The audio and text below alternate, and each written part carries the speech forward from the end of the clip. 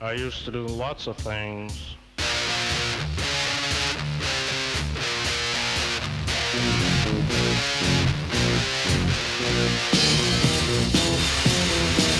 I used to do things and I'd say things and Jesus I was evil. Take things and break things and Jesus I was evil. I never shook babies. Don't tell anybody it's my birthday. I don't want our Happy listeners. birthday to you. Happy birthday to you. It's filled with vodka. Happy birthday, Mr. President. Happy birthday. Oh, my cat just like dunked his head in a bunch of catnip he's got all over him. Oh shit! It was like Scarface, huh? Just like Yeah, it's like Scarface. I look over, I'm petting him while I'm singing. I look at him, he's got it all over his head because he has like one of those tubes, like a cat tube. He just kind of like lies in and goes through. I just like put a bunch in there, so he would just be like lying in his drugs. It's like a tube of drugs. He must have just went in there and came out. Anyway, happy birthday. I'm glad somebody's getting fucked up on my birthday. So even if it's your cat, that's fine. So yeah, my cat and I will get fucked up for you. Oh, thanks, man. Yeah, I was thinking about drinking tonight, but I'm thinking about going to the beach. So there's this really cool beach. I haven't been. I tried to go once, but it was super packed. In California? Yeah, in California. Yeah. It's in Malibu. It's where they shot. They've shot a few movies and TV shows and music videos there, but there's one beach that's super scenic, and it's where they shot the ending scene for Planet of the Apes with Charlton Heston yelling, "Goddamn!" So that's where they shot it at. Yeah, which I think is one of the most overacted scenes of all time. I know, it's super over the top. It's so fucking overacted. I don't care. It's famous. I like it. Unlike his famous scene in Soylent Green, which I think is perfect because they're very similar. Yeah, but I don't know. Sometimes it's just like a little too much, a little something. Yeah. I love that. The was it Soylent Green as People? Yeah. It's a great one. So it's your birthday. It's my birthday. Yeah. You can cry if you want to. Cry if you want to. Cry if you want to. You would cry too if it happened to you. No, I wouldn't. I actually wouldn't do that. Yeah. I know you're a man. So yeah, man, I want to start with Alice Cooper. More like Alice Pooper. So sure. Alice Cooper is the third makeup wearing rocker to run afoul of transgender ideology. Who are the first two? Dee Snider from Twisted Sister and Paul Stanley from Kiss. It's ironic that these are the guys who are being canceled, considering they were dressed like trends. They've spent like the last 40 to 50 years wearing makeup and glitter and all kinds of over the top shit. I was just talking about that. It's like these, I mean, this isn't like an original thought, like just reflecting on how the like most misogynistic guy singing about, like they literally had songs. I don't think it's one of the popular ones, like that's what girls are for. Mm-hmm. And just like really misogynistic, getting girls hard gender partying. Bender also wore like fishnets and like makeup. Yeah, the 80s were weird. Yeah, hell yeah, they were. Yeah. But yeah, it's like, but these are the guys who are being reasonable on this issue. Like even today, they're like, well, hey, we shouldn't be exposing kids to this shit. So I have the actual quote from Alice Cooper here. It's a bit long, but I'll pause and we can kind of comment on his statements here. So this was actually the original interview was with Stereo Gum. I guess they're like some kind of music website or something. So the interview starts off in a 1974 interview with Speck. You gave really forward-thinking responses to questions about sexuality and gender. You said in the future everyone will be bisexual, and you accurately defined pansexuality among other things. You also said lots of men who perform wear makeup. That's a theatrical tradition, and it has nothing to do with sexuality. Recently, some of your theatrical rock peers have commented about gender identity, with Paul Stanley and Dee Snider calling gender-affirming care for kids a sad and disgracious and a dangerous fad. As someone who played around with gender expectations early on, do you have any thoughts on what some of your contemporaries have said before they walked these comments back? And Alice Cooper responded, "Yeah, I'm understanding that there are cases of transgender, but I'm afraid that it's also a fad, and I'm afraid there's a lot of people claiming to be this just because they want to be that. I find it wrong when you've got a 6-year-old kid who has no idea. He just wants to play, and you're confusing him by telling him, "Yeah, you're a boy, but you could be a girl if you want to be." Yeah, I mean, he's so absolutely right. Very reasonable take. Like, if he just said like, I don't know, it'd be better if it's like social contagion, but it sounds a little more like scientific, because like social contagions have existed going back. Like, I think even like, you ever heard like the dancing plague? Nuh-uh. Oh, dude, you should. There's a good episode of Last Podcast on the Left about the dancing plague, and like people died from this, where they would just start dancing and couldn't stop dancing and die from exhaustion. This was in like the 1500s or something, and like shit like this pops up all throughout history, and like more recently, like teenage girls and bulimia and self-mutilation. I mean, that's a little more complicated, but pregnancy packs and suicide packs and all these things, like this has always existed. And it's not surprising. It's not like a bunch of 50-some-year-olds, like established 50-something-year-olds who are all of a sudden becoming trans. Like, yeah, it's young kids and teenage girls who this is happening to. Like, that's statistically impossible. And so like these guys have this very normal, reasonable takes that are not only fine, like acceptable, but like and like commensurate with the beliefs of like the vast majority of the country. Yeah, they're not criticizing trans people, and they're not using slurs towards them, but they're just saying, hey, wait until you're an adult before you make these decisions on your body. Stop forcing it on kids. Yeah. What's the fallout with this? So there actually was, of course, Alice Cooper has lost his deal with an LGBTQ-owned cosmetics company after he called cases of transgender people a fad. He didn't say cases of transgender people. He's talking about kids. He's he's 6-year-olds, dude. Yeah. It's like, so anyway, he goes on here with the statements. I think that's so confusing to a kid. It's even confusing to a teenager. You're still trying to find your identity. And yet there's this thing going on saying, yeah, but you can be anything you want. You can be a cat if you want to be. I mean, if you identify as a tree, and I'm going, come on, what are we in? A Kurt Vonnegut novel? It's so absurd. And then it's now gone to the point of absurdity. The whole woke thing. Nobody can answer this question. Maybe you can. Who's making and he makes a really good question. He makes a really good statement here. Who's making the rules? Is there a building somewhere in New York where people sit down every day and say, okay, we can't say mother now. We have to say birthing person. Get that out on the wire right now. Who is this person that's making these rules? I don't get it. I'm not being old school about it. I'm being logical about it. That's a really good point of just like, who's defining these rules? And they're just like, we have to follow them no matter what. No. Yeah. So you have to push back against them and mock them severely when it's things, like birthing persons is a good one. But yeah, I mean, I'm surprised, I guess. So he lost a sponsorship with, is it called like Vampire or something? What are make their cosmetics? Yeah, Vampire Cosmetics. Yeah. In light of recent statements by Alice Cooper, we will no longer be doing a makeup collaboration. They wrote in a statement on August 24th. We stand with all members of the LGBTQIA plus community and believe everyone should have access to healthcare. What? Where did the healthcare thing come from? Like, what does that have to do with anything? I'm scrolling through the comments, through Alice Cooper's statements here. He touches on it a little bit, but again, he's talking about kids. He's not talking about as for people as an adult. Now, the difference is you want to be a female. Okay, that's something you can do later on if you want to, but you're not a male born a female. And so the interviewer asks, I don't think parents are encouraging doubt in their kids' identities. I would just hope that they listen to their kids and find pediatricians that provide appropriate care. And Cooper responds, well, I can see somebody really taking advantage of this, though. A guy could walk into a woman's bathroom at any time and just say, I feel like I'm a woman today, and have the time of his life in there.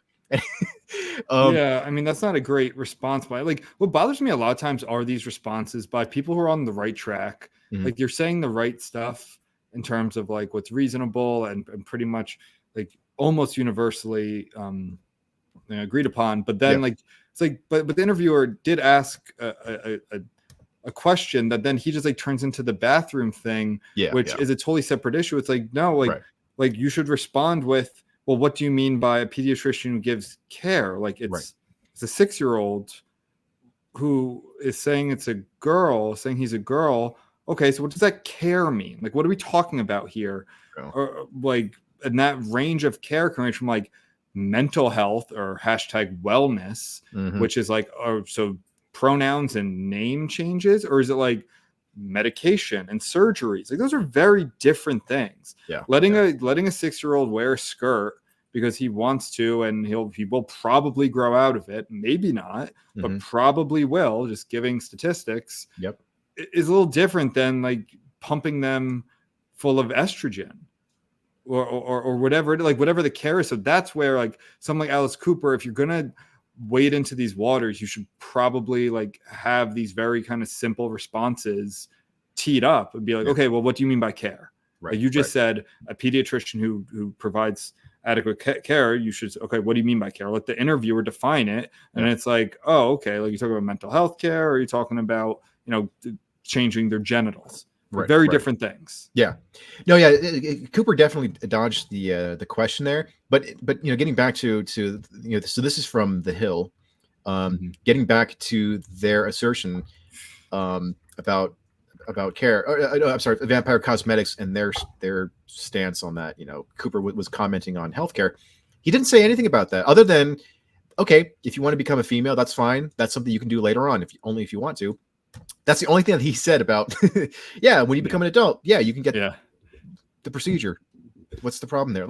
There is no problem. Like, and I mean, he probably didn't even think much about it, which is good in the sense, because then like he will say things like this. But like, if you're gonna have a company that's not run by LGBTQIA plus people, but like that's how they identify, like those are two different things. Like there could be a company that's just run by, I'm just going to say gay people to keep it short, and that's just a separate, that's like a part of them that is not front facing. But if it's like, no, we are openly this, I don't know what that means, like we're owned by this, like everyone, who's like private company, everyone's on the I don't even get it, but then you should know that, like, okay, you're probably going to face some backlash if you say stuff like this. Yeah. But Alice Cooper's, I don't think, I think he's probably fine with money.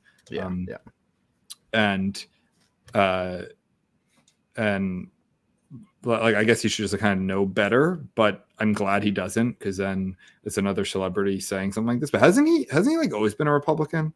Was he like one of the few kind of like musicians who's openly Republican? Like Dee Snider's not, like he's very much a pretty left-wing guy. Yeah.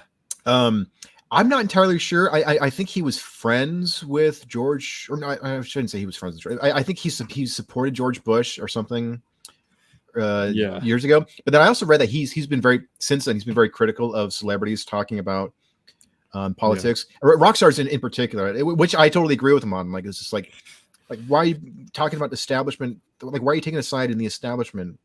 Like you're a rock star. It's just like, oh my god. It was so like, as a kid who grew up like formidable years during the Iraq War, to see Serge of System of a Down, to listen to him just be the most establishment cuck on a podcast about like COVID stuff. It was like heartbreaking. It's like, Serge, like, man, this was like, that was as much as that period gets knocked for like not having good protest music. Like I think they were one of the few good bands to protest shit like the Iraq War. And so to hear someone like him just be, a mouthpiece for the fucking Democratic establishment, it was just heartbreaking. So I think Alice Cooper has just kind of been like, I'm just not going to comment on politics until he comments on the most, I know, like,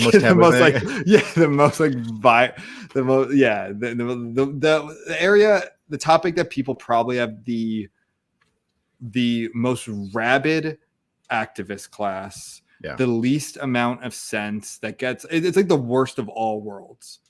It has some people, like, you have parents involved, you have the most rabid like left-wing activists who, I don't think I consider really them left-wing, but you have children. It's like all of the teachers, like, variables, teachers. You have like state versus individualism. alerting parents, schools, like all of this shit, like the genitals of children. It's like the most, yeah. And it's like, I'm not gonna talk about politics except for this topic. I'm gonna save it all for that one. Yeah. It's funny that his views on sexuality in the 70s were probably pretty radical, and now they're pretty much like, yeah, okay, but bisexuality is no big deal, and sure, whatever, gender bending, fine, whatever. But now it's like, but it also kind of shows what has become of the left, where it's like that was pushing the boundaries in the 70s, and now that's become very mainstream. It's like that's not good enough, and it's like, oh well, yeah. They're everyone's gonna be bisexual in the future. Does he mean like everyone's gonna be having sex with both genders in the future, or is it like they were quoting him? Yeah. And also, it was in 74, so I don't. Maybe he was drunk, maybe he was on drugs, and maybe he's just like, yeah, man, in the future, like, who gives a shit about gender? Like, he might have just been speaking off the cuff.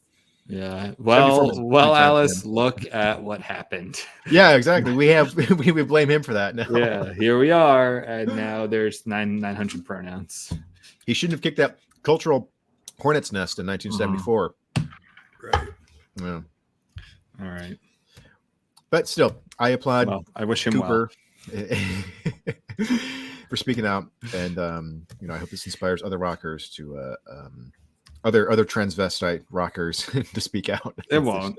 Dude, he lost money from this. I don't think he's hard up for cash, Alice Cooper. Yeah. He seems like one of the rock stars who's like maintained his persona, and it's like fair. Like, did he ever have big issues?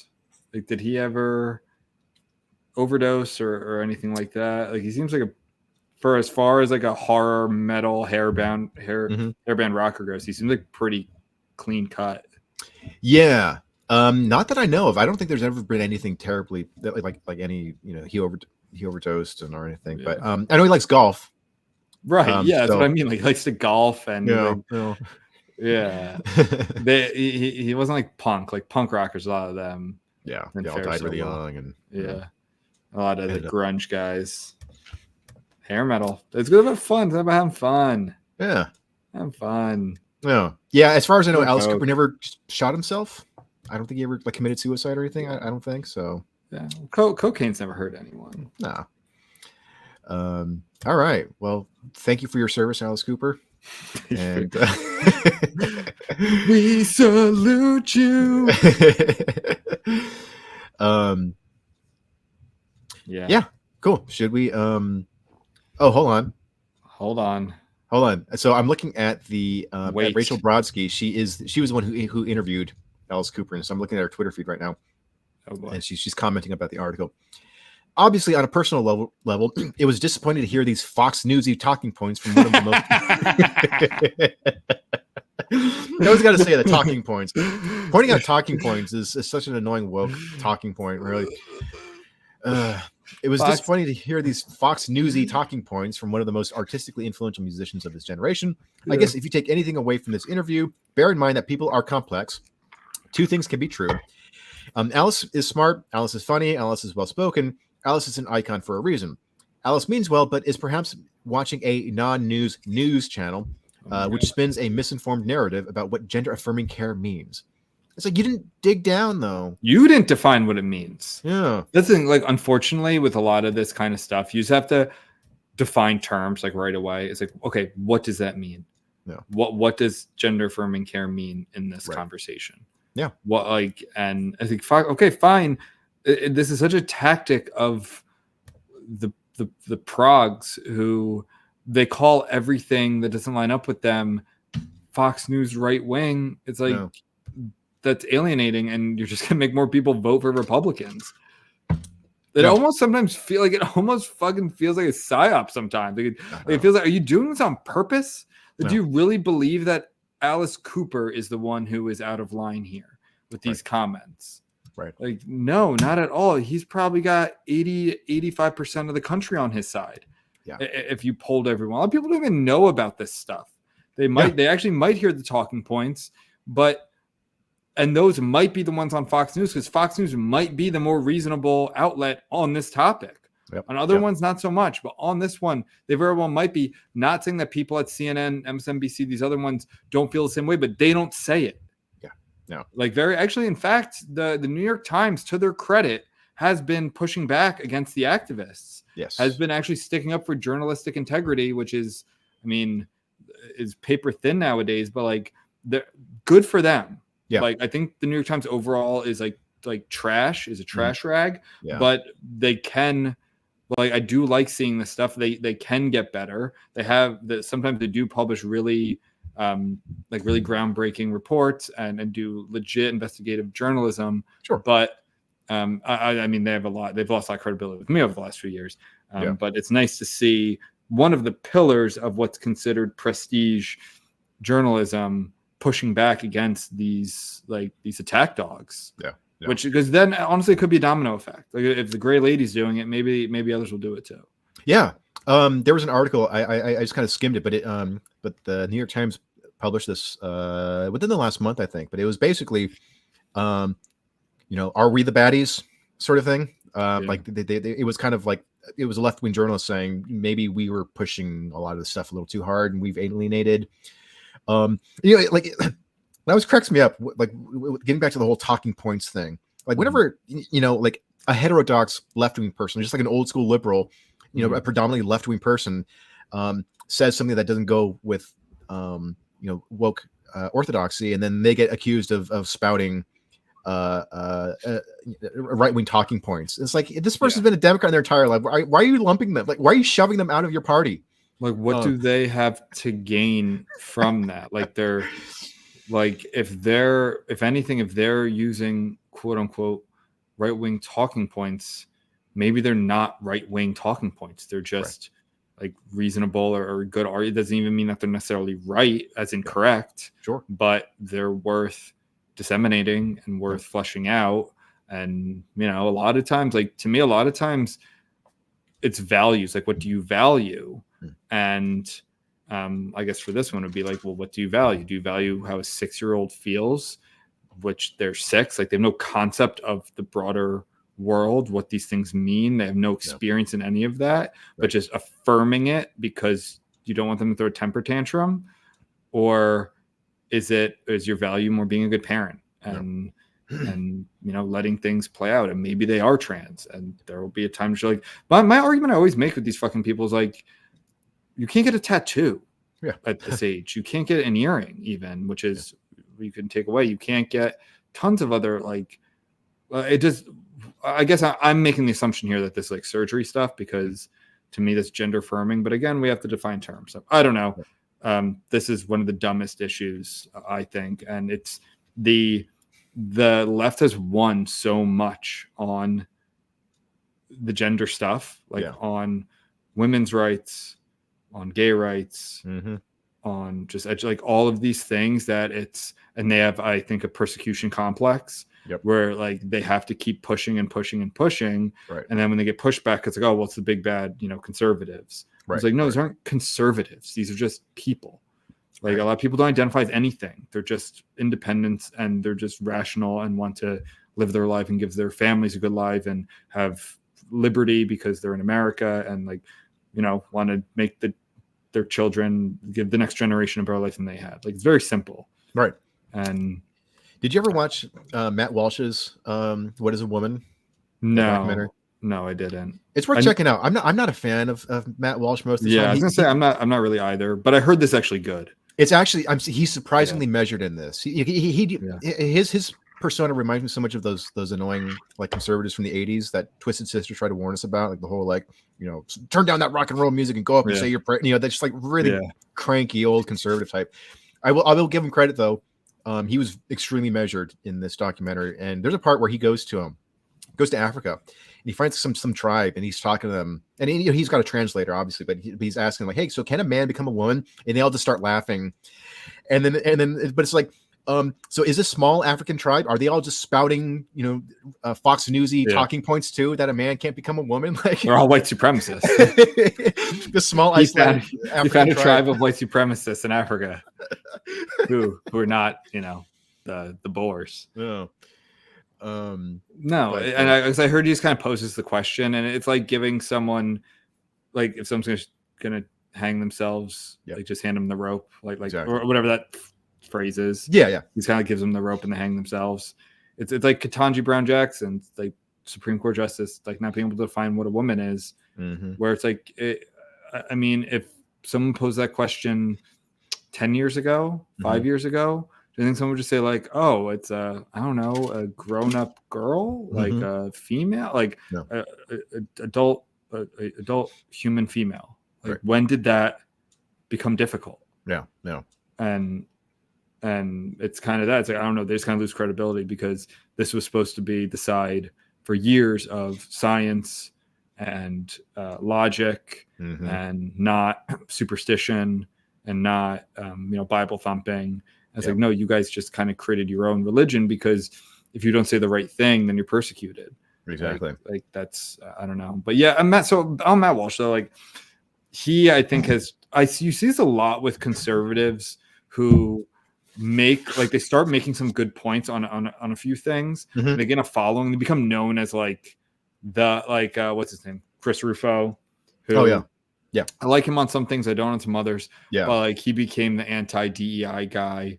Matt Walsh was like more like gender stuff. Unlike like a Ben Shapiro or someone who's kind of generally conservative. Right. Like these guys kind of more of their own niche but like some of it kind of just turns into bullying. Yeah. And it's not like that one with that girl that even I commented on, because did you see this one where she's like 29 talking about not having kids and like how she woke up late and learned a recipe? And did you see that? It was like I've seen variations of that. I don't know if I've seen that exact one, but that was like she was like the character of a few days last week, like not the character of the week, but like every once in a while something goes viral on Twitter, everyone's commenting on it. And there's comments to the comments and the backlash to the backlash and all that and responses. And I commented on it's like this, like one, her attitude is very much like it's not just you don't have to have kids, like I have a fulfilling life, this is what it was, very much like snarky and shitting on 29-year-olds, probably her peers, who do have kids, and like, oh, I was at the Beyonce concert till 1 a.m. and I didn't wake up till 10:30. And I did some recipe, and then I watched Real Housewives. And it's like, to me, that's like, I don't like, you can do whatever you want. To me, it's sad though, because that doesn't seem like living to me. That doesn't mean you have to have children to live either. Like some people should not have children, and that's totally fine. You can have a very fulfilling life without children, but you also shouldn't put people down who do, just like people who do have children shouldn't put people down who don't. Right. And it didn't seem like she was really what you would say is like subtweeting anyone. Like it just kind of seemed like she was being snarky to gain points from like the girl boss liberal side of, and I'm like, I don't know, like, if you were saying you were traveling and you were making experiences and I don't know, learning a new language or writing a book, or these are just things I like, but like working on other things was like, you watched Real Housewives and stayed at a concert till 1 a.m. Like that doesn't like, and I said like, learning a recipe is cool, but this kind of just feels like sad. Like this feels like purgatory. This is life for you, and the way it makes it sound like that's all it's going to be.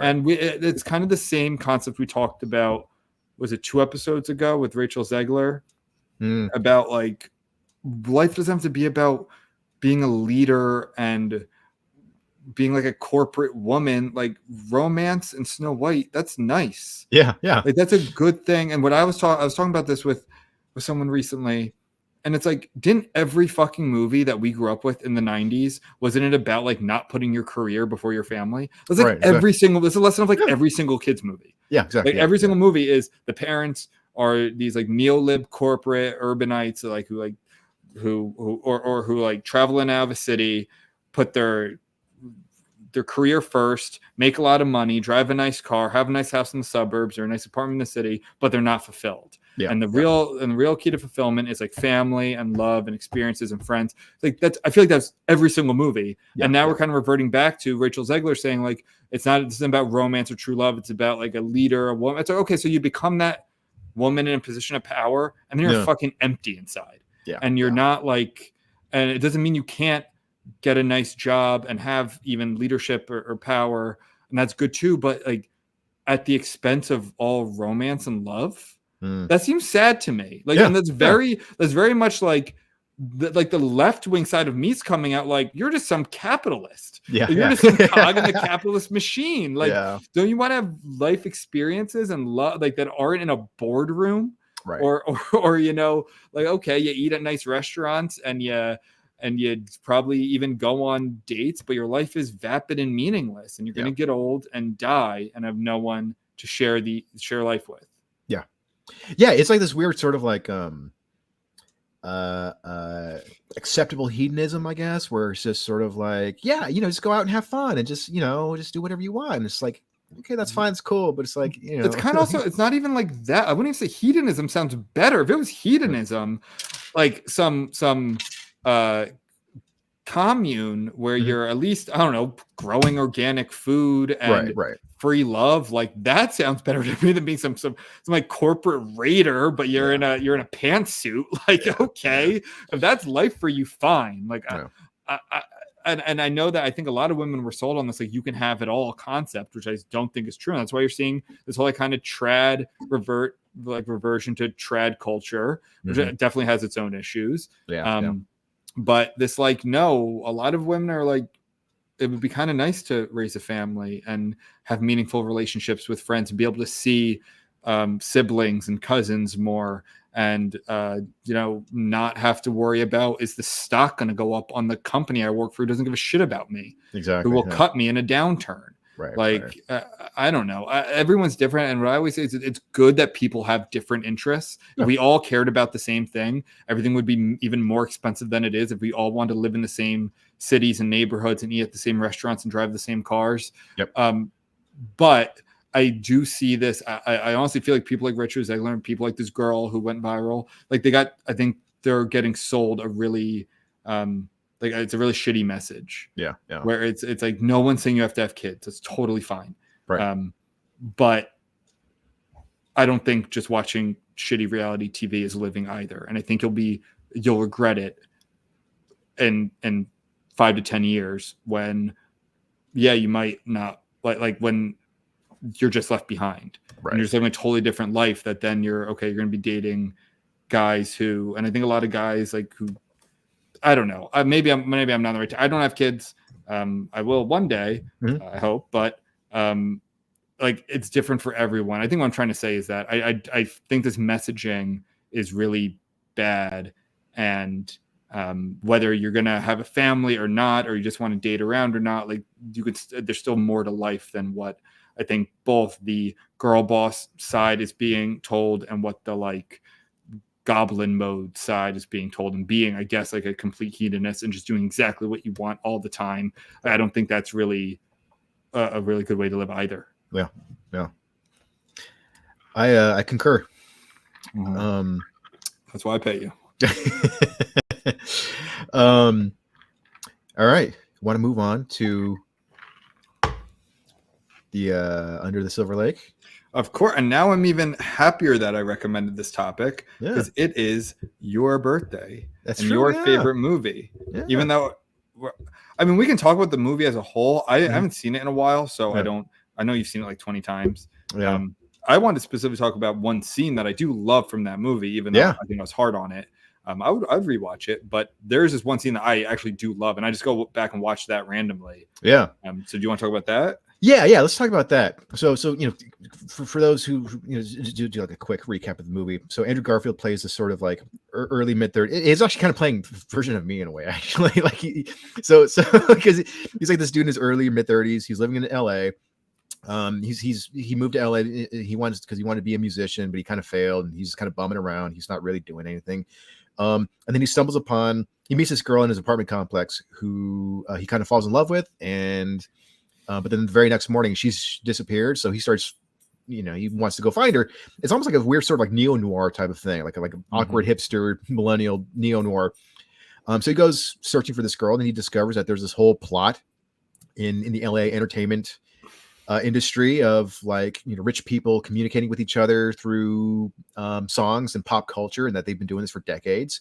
And there's this whole crazy conspiracy and all this other crazy crap, and he just kind of stumbles into all the weird underbelly of LA. But anyway, so this scene is like the big climactic scene, and it's definitely my favorite scene in the movie as well, where he meets I think they're just credited as like the songwriter, this old guy who has written pretty much every famous movie, TV show theme, pop song, rock song. Yeah. And it's especially impactful for Garfield's character, because he idolizes Kurt Cobain. And he discovers that this songwriter wrote Nirvana's songs, and it's like, shit, like this Smells Like Teen Spirit. Yeah. And it's a great scene because, so when he confronts, this old songwriter guy, it's a mansion, actually in Silver Lake. I've actually driven around it. But so the mansion's actually in Silver Lake. Yeah. Oh, nice. Yeah, it's very hilly, but yeah. So and he's like in this big mansion in this huge room, which is filled with musical instruments, and he's sitting at a piano and he's just playing like all these famous themes and songs. And he just casually mentions that he wrote "Smells Like Teen Spirit," and it's kind of a huge blow to Andrew Garfield's character. Yes, and it's so I don't even remember really the context of the scene, like, because when you just watch the on YouTube, it's just him kind of like walking into this room that's full of guitars and the songwriter singing at piano and just like stuff, right? Just like stuff that belong. So much stuff basically that when Andrew Garfield asks, is that Kurt Cobain's guitar? The songwriter's just like, hell, I don't know. Like probably, probably. It's one of the most iconic rock musicians of all time's guitar. Of course, Andrew Garfield knows it is. And so what I love about it is how the songwriter is just like kind of randomly playing all of these songs from all different eras, and like you said, like he plays the Cheers theme song. He plays "Want It That Away," like, so it's like boy band rock, of course. Then he starts playing dun dun dun dun dun dun dun dun dun, and he's like, "Uh-oh." And what is the line? His line of dialogue is something like, "I probably wrote that somewhere between a blowjob and an omelet." Or something. Yeah, I wrote that between a blowjob and an omelet. Like, so, like, I am your culture, everything that you love, I create. And I think it's like very. I think I described this the wrong way. I kind of said it's like meeting God in a way. I don't think that's exactly right, but it's meeting a deity. Like he's meeting someone who, like, what is culture, right? What is pop culture? It's hard to describe or define, and this guy made all of it, or made a ton of it. And that is must be such a mind fuck. And I just think the scene is so cool because it's such like a reversal of what you would like we think of culture as natural, even though I think we've learned a lot of it is also kind of manufactured. Manufactured, and like Backstreet Boys, perfect example of that. But kind of just like what popular opinion likes, and it kind of takes off, and then there's always the backlash to it, which is grunge music or punk music or whatever it is, and indie movies to Disney and Marvel and stuff like that. So, but this guy made all of it. And that's what's so cool about it. And it's really funny too, because he's like, he doesn't care. He just does it honestly. He's like, he has some line where he's like, I'm just trying to make a living, and Garfield's kind of like snarks at it, like, I think you've done pretty well for yourself. You're in this mansion with so much ephemera that you don't even know what's what. Like, you don't know that basically you're surrounded by the crown jewels, but you don't even realize it, or you don't even care. Like, you don't care that you're surrounded by this, what I think some would even consider to be more, someone like me at least would be more valuable than the crown jewels. In a way, it'd be nice to have the crown jewels, but like guitars and I don't know, like, what else is in there? Well, there are a lot of orchestral instruments too. It's a really like well made scene, and also just like the way it kind of ties, because like how you kind of said, like, you kind of downgrade him from God to a deity. So I think that's a more accurate description because like he he's getting paid by someone even higher up than him because like part of the plot of the movie is all these wealthy people are communicating through messages in pop culture. And Andrew Garfield asks him, hey, so what do the messages mean? What are they saying? And he goes, I don't care. I don't know. Like, so they pay me just to write good songs. And then I put the messages in and I don't, that's what I like that too. And so, so I'm gonna give myself credit here. Deity is the right thing to call it because it's almost like a Greek deity, like something from where like the Greek gods were so flawed in so many ways that and a lot of them are flawed in different ways. So he's like this uber talented deity, but he doesn't care. He doesn't care what his purpose is. He's there solely to create art. Yeah, which is very cool. What another little detail I always liked about this scene. I don't know if you noticed this. I don't know why I like this so much, but his hands are just his fingers are kind of dirty. Like the keys feel so kind of worn. The white, like you almost see like blotches on them because he must just sit there and play all the time. Because when you meet him, he's not entertaining anyone. Like he's just there. He's in a robe. It's like that's just what he does. And I always like that little detail where it shows that it's like just this probably a piano he's had for a very long time. He just makes all these songs on and then passes it along and then makes the next thing, makes the next Backstreet Boy song, makes the next jingle for a commercial, makes the next jingle for a sitcom. Right. I wonder how we would do a TikTok. Well, getting back to the point about like how I wrote the music that your parents rebelled to and the music that was the soundtrack to your teenage years, and like that's such a terrifying thought in a way, but it's also like something eerily true about it in a way. Like probably not done in the way it's shown in the film, but the idea of like when you're into like rock bands, heavy metal, punk, whatever, or even like rap or anything that's sort of like aggressive and takes like this stance against the man. You go like, oh, whoever wrote this song, like they're this is something that they experience and it feels authentic. But the scary thought that this movie kind of plays with is like, no, it was just manufactured. We just paid some dude to write something that sounded cool to you. So it was. You could say it, Joe. It was the Jews. Yeah, exactly. The Jews wrote it. The Jews wrote "fuck the police." I'm kidding. I know. A lot of the studios are run by Jewish people. Right. But like you just take that idea of like this band represents me, this group represents like rebellion. And it's like no, it was just written by some dude in a mansion somewhere, and it's like that is, and I think politically you could also say like I don't know, during the protests of 2020, there were a lot of like sketchy things going on. There were people who were just smashing stuff and we didn't know who they were. Yeah. And there were truckloads of bricks just kind of like dropped off in the middle of the street and things like that. It's like, so who's manufacturing this? Like, is this legitimate? Who's pulling the strings behind the curtain? And and this, he's like the ultimate marionettist or whatever you would call it, the ultimate puppeteer of culture. Right. It's very cool. I do want to talk about a couple things I don't like about the scene, though. Yeah. Two things I don't like. One, during his little like montage of playing stuff randomly, which overall is one of my favorite parts. Yeah. Because he's playing these cool songs. He plays like a classical song. Yes. And so are we supposed to believe that he's like, what's the word? Not invincible, because that's going to bring me to my next point. But, what's the word I'm looking for? Like immortal or immortal, like kind of, because do you recognize what he plays? Is it Bach? It was Beethoven's Ode to Joy. That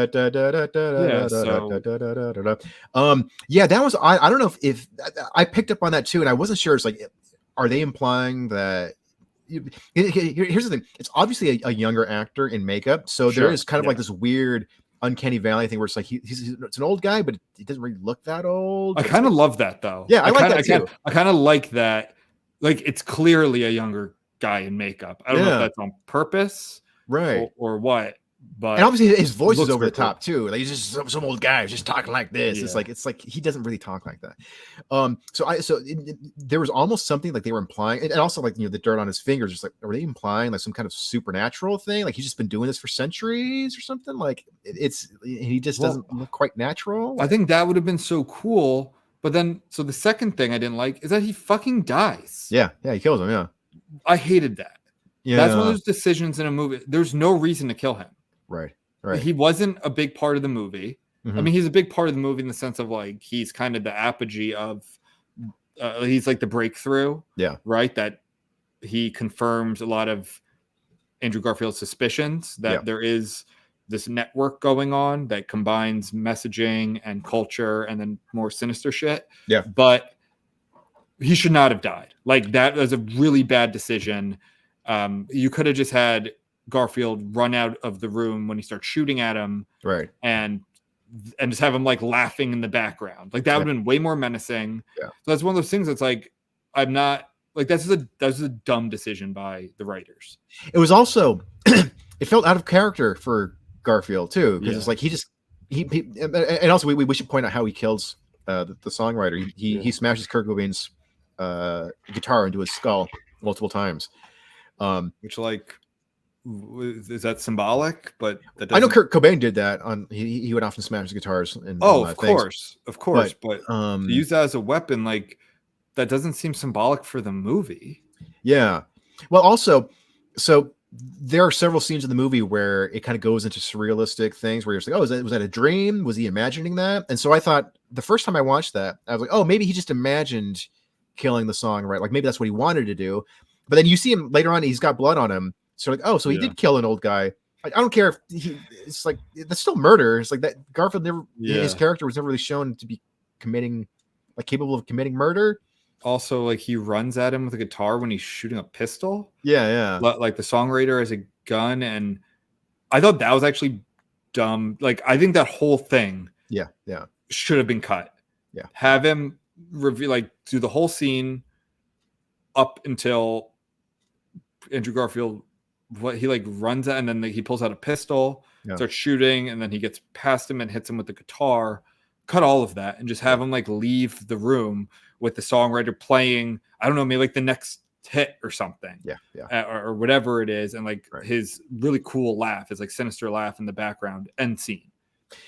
I think that was one of my one of the few things I don't like about this otherwise perfect film was that it was seriously where it's like there are times when the movie gets kind of surrealistic, and where I kind of like, it kind of blurs the line between reality and non-reality, I guess. But that was one of the times where for me it didn't work. Where I was like, he just killed him, and we're like, it wasn't a dream, it wasn't a vision, it was just like a really just brutal happened. way. Yeah, really brutal.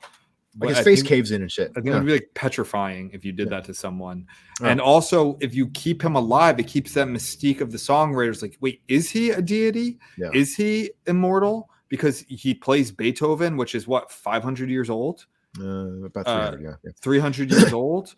Like, holy shit! And he's gonna go on for another 300 years, making the hit after hit, and being the puppeteer for culture, like for pop culture. Like that's a much cooler, especially with how, like if I remember correctly. Sorry, 200 years. Sorry, I just want to correct that. 200 years. Beethoven was the 19th century.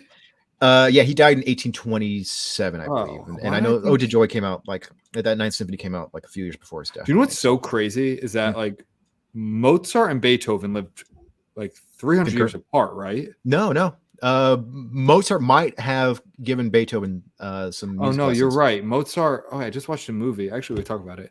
Why do I keep thinking who was in like the 1500s? That was the Renaissance. So that was like I can't name too many Renaissance composers off the top of my head, but music didn't really get cool until Bach, I think. When was Bach? He was 1685 to 1750. Okay. Yeah. So Bach was like, Bach died 70 years before Beethoven. 1750, and then 1820. I thought you said. Beethoven was alive in the 1820s. He died in 1827. But he was born 15 years after Mozart. Okay. So yeah, Mozart was, because I just watched Chevalier on Hulu. It's about was it the Black composer? Yeah, the Black composer. How was that? It was a lot. Yeah. It wasn't great. So what I would say is I'm gonna write the review for it in the next few days. Yeah. I think it's one of those things where, like, he seems very cool, like definitely. And I like why, and I brought this movie up earlier, like I feel like 4, 5, 6 episodes ago, but like what they should do. Like this was, I like that they made this movie because instead of just making Black Mozart, which literally was his like nickname to like they've called him Black Mozart, literally making a movie about Mozart and making him black, which would be dumb. Making like, no, this is like a real person who did get buried in history because of his race, and that really sucks. And apparently he was like amazing, and they made a movie about him. That's really cool. That's what I want to see more of.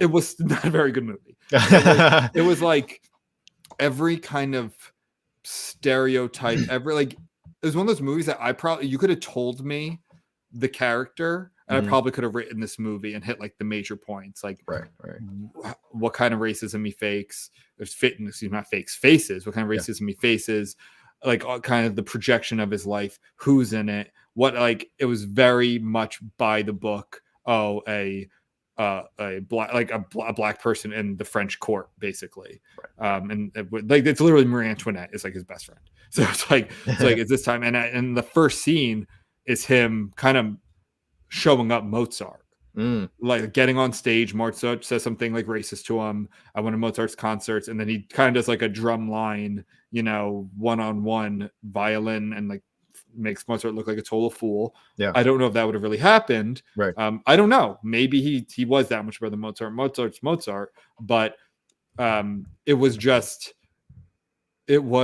a lot. It was like, and then he finds his roots because his mom comes back, who was a slave, and he's half white. Like that's how he ended up. His dad was white, who I guess you'd say raped his mom, who was one of the slaves in the French Caribbean. And then he's like playing the drums in the alley with everyone doing. It's like, okay, and they kind of make fun of him, and like even they kind of make fun of him for being a white boy, and I don't know. It was very melodramatic and kind of what you would expect, which I feel like not all of that happened, and they could have made a more tailored, better movie about this like really interesting figure. So that's a long-winded way of me saying I want to look up this guy more. His name was Bourgogne. Chevalier means knight in French, so he's like knighted. And he didn't get the head of the French opera because he was black, which I do think that really happened. They could have just focused on that more. They do go into like a love story, of course. Now, did that really happen? I don't know. Maybe if it did, that's interesting. But I think it would have just been cooler to focus on I feel like love stories a lot of times get shoehorned into movies when they don't need to. I know maybe that sounds contradictory to what I was just talking about, not that long ago. But I don't know. You only have an hour and a half to 2.5 hours to make this movie. I'd be much more interested to see more of the opera and the music stuff side of it, and how he did get screwed because he was black, even though he was insanely talented. So anyway, bravo for making the movie. I think that's very cool. But it's not a very good movie. Marvel movies keep shoehorning in love stories. Like all the heroes have to have. And it's like these movies are perfect in every single way. I'm kidding. But no, I know what you mean about the forced thing, about the forced romance thing, where it's like, okay, I know you got to check off the boxes. The good guy needs a woman. I guess you do. And like this was obviously, well, let's just say that, if he got her pregnant, and it didn't come out the same color as her husband, so that caused a lot of problems. And also, like it's kind of like a dick move of the Chevalier to. He was courting a married woman. And so to me, that's like not that sympathetic. Like I don't know. Of course, the guy's an asshole, right? You can never just be like, it's usually not a nice guy. They have to make him an asshole or then you would be like, well, leave him alone. Don't be a homewrecker. But but of course he's like a huge dick. But anyway, cool. I'm glad they made it. Like that. That's the shit that they should be making more of, because there are a lot of figures like that in history who did get screwed out of their legacy because of an immutable characteristic like their race. So we talked a little bit about this in the our episode with Alex from History Impossible. But in the movie, All the President's Men, at the very beginning of the movie, the security guard who catches them, who catches like the water break thing. Yeah. Sorry, Watergate. Watergate. They actually cast the real security guard. Oh, really? Yeah. Oh, yeah, because it's only like a year later. Yeah, they capitalized on it so quickly. But that guy's got kind of a fucked up story, like because it's like especially after the movie came out, he got so much notoriety, it became really hard for him to like find a job. Why would it become hard to find a job? I don't know. I don't know if he was only maybe just got typecast as like. Oh, I mean acting job. No, I mean like just in real life. He didn't even want to become an actor. It was just like, hey, can I just get a job? But like it just seemed like everywhere he went, like they just like, oh, you're that guy. For whatever reason, the fame did not lead to good things for him in real life. It's like that sucks. He did a good thing. It's like yeah. Dude, that is one of my biggest fears. Is just like wrong place, wrong time, and then you go like fucking viral. Yeah. Because and even if you did like the right thing. I don't know. I just that is one of the. Yeah, I know like cameras everywhere and recording stuff like that has there's a lot of positives to that in ways, but another is like all these interactions that would just go away and would just be between the people involved. Yeah, now become like national news because someone recorded it. Right, and you see it time and again, people's lives getting ruined even when they're right. It's not just like someone who made a mistake and their lives get ruined. It's they were right. Things were. I mean, it's like perfect example. Going back to the beginning of the episode, the Fox News talking points. It's like that's not what he said. Like he didn't. He like you just say that, and then your hundreds and thousands, or not this one, but let's say it's like MSNBC or Washington Post or something. Now all of your readers just hear that you called this person a fascist or a white supremacist, and they're not going to go like. You maybe look up the whole thing. Maybe someone will change their mind, but they're just going to say, and now your name is plastered all over next to the word white supremacist. Yeah. Or next to what bigot or trans whatever it is. Yep. And that's so scary to me. And such a, like, we saw it with that girl in Central Park with the birder and the dog. And she was totally correct. Yeah. She lost her job. I think she sued, and I hope that's worked out. But Barry Weiss does really good work on this kind of stuff, like these deep dives and interviews and things like that. But that was one of the recent one was like the nurse who got off her job, and there's like a bicycle, and then some like young black kids were sitting on it, even though she rented it, and it turned into this whole thing. She got called like a Karen, and it's like, my God, like this. And also nurses, of course, who were venerated for a while. Right. It's like now the second that something happens, and she was right. Like she was fine. She had the receipts. Yeah. And but it doesn't matter. Like then their spineless, noodle-spined employer comes out and they say something about it because they can't shut the fuck up and just wait for the facts. That drives me so nuts that people have to make a statement or a comment. They're just waiting for everything to come out. Most of it would just go away if you didn't throw more gasoline on the flames. Yeah. I don't know. I'm going on a tangent here, but to get my point is that like this really scares me. Going back to the security guard, like he did the right thing, and then like I don't know. There's always psychos out there who are gonna I don't know, maybe like a psychotic Nixon supporter. Yeah, was like would like throwing out. I don't know, but anyway, I did a quick search of it, and like he got like a $2 a week raise, or $2.50 a week raise. Okay. And then his mom got ill, so then I guess he had to like leave his job to go take care of her, and then but it didn't lead to any like real financial gain for him. And he's just like, that sucks. Wait, after he caught the guys at Watergate? Yeah. Thank you for your service. Yeah. Here's an extra, what is that? $10 a month. $10 a month. Hey, that's $120. Yeah. 1972. Yeah. All right. But yeah, man. So, Alice Cooper, thank you for your service. Yeah. And you too, the songwriter, for your service. Yeah. Yeah. We can do a whole episode on Under the Silver Lake at some point if you want. I know you love it.